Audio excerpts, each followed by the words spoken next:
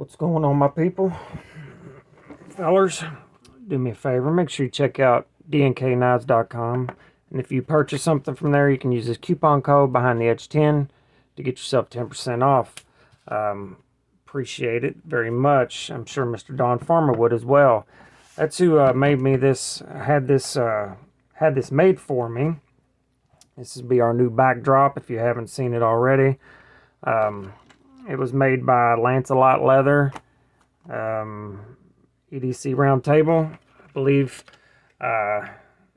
did a hell of a job. It looks amazing. I'm very, very happy with it and very appreciative. Today we're going to talk about this Prado, not artisan, CJRB Prado. But first, remember I have a member giveaway going on right now. I got a couple days left before I give these 3 knives away to one winner, one member. It's members only. I only have 8 members right now. Nobody else has joined either, so the odds are fantastic. These are all brand new except for this one. I have carried it a couple times but doesn't show it. So if you're interested in that, make sure you join the membership, and then that's all you have to do. You don't have to do anything else. So I appreciate that. And if not, it's no big deal. I'll just give it away to one of the existing members. I'd like to thank my members, and if you'd like to support the channel in any way, if you like the channel, and you can, I appreciate it. There's a link to Patreon in the description, or you can just join the membership.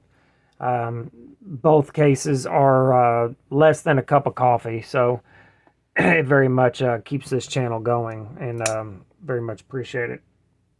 All right, this is the CJRB Prado. Not sure how to pronounce it exactly, but let me grab the box. But that's how it's spelled. That's what it looks like. Sand polish S90V blade, steel handle. It does have steel liners as well, which are heavily milled, but the handle itself just overlays over top of them, and it is not light at all. It is almost 8 ounces, so it is quite hefty, and I don't really mind the heftiness. There is one little bit of a drawback to that. We'll talk about that in a minute. Decent pocket clip. It is not pocketed, but no big deal. Goes in and out of the pocket very well. Minimal hardware. It is T6 on the is it T6? One sec. For some reason I think that is T6. No, it is not. It is T8 all the way around. Sorry about that. It looked like it was T6. It is on bearings. The reverse flick is excellent. The front flick is cumbersome and hard to do, but it's an easy slow roll. So if you are flicking it, it's pretty much the reverse flick. It does have the Axis style lock that is not near as good as the original, but it works and it's okay. This sand polish is a fingerprint magnet, which kind of drives me crazy. But that's what it is. I may one day, if I get around to it, have somebody put a acid stonewash it. That'd be great, because then it would be, I wouldn't have to worry about the fingerprints or the scratches that I've already put on it from sharpening. See them? My hand slipped when I was sharpening it by hand. And I got some scratches there. No big deal. It's a user, and it was only $100 knife, so no big deal. Here it is against a couple popular models, so you have an idea of the size. It is I would call it a medium-sized knife. Most would call it a large knife. To me, it's medium-sized, though. So it is 3.75-inch blade. So there you go, some size comparisons. Action is good. Not great, but good. It will fly open if you... I can't do it under the camera, but apparently it didn't want to do it at all. So it does have the typical non-detent style as any other axis lock, but it's fine. It's not dangerous, let's say that. I do like the steel handle. I like the milling in it. It is CNC milled out, so in hand, very good, very comfortable. Even in this semi choke up position. The one thing that is kind of an issue is the blade to handle weight ratio. So that puts your balance way back here, which isn't a big deal, but when you're just sitting there messing with it and playing with it, it tends to want to try to slide out of your hand if you're not really focusing. So if you're just watching TV, messing with it, like flicking it open and closed, be careful, because it has slid out of my hand a couple times.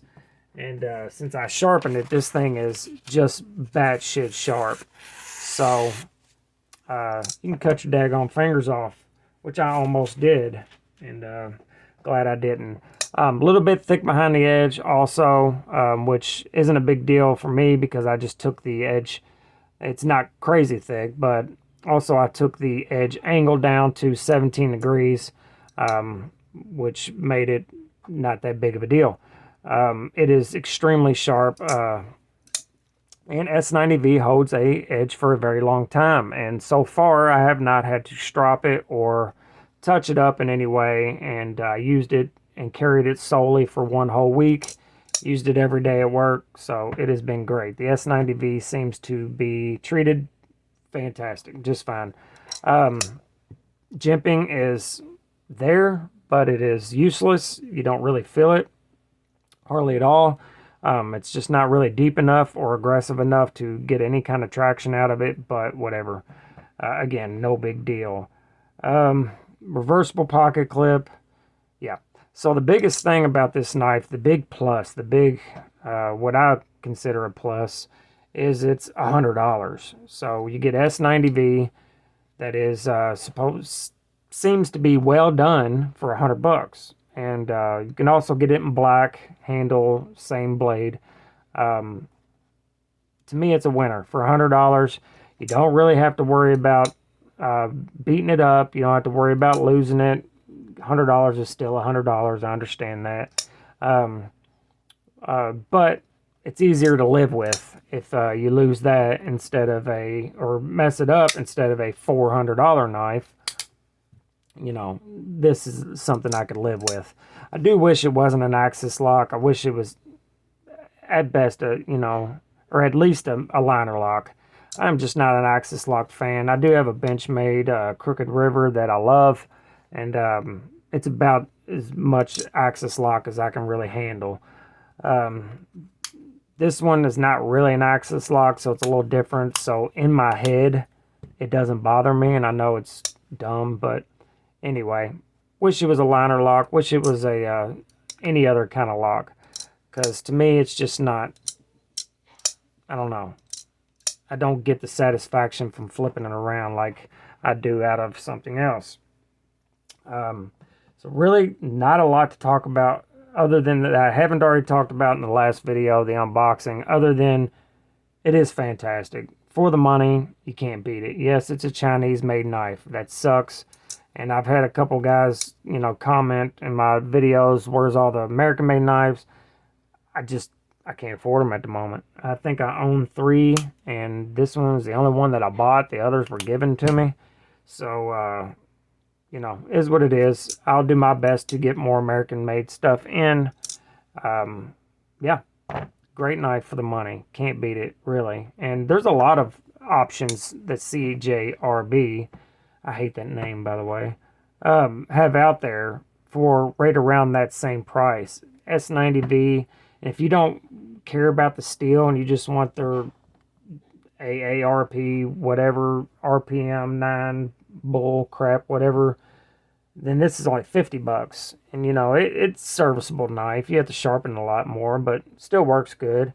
Their designs are great, is what I'm really trying to say. Their designs are fantastic. This is a Laconico design, so that's probably why it's so damn good.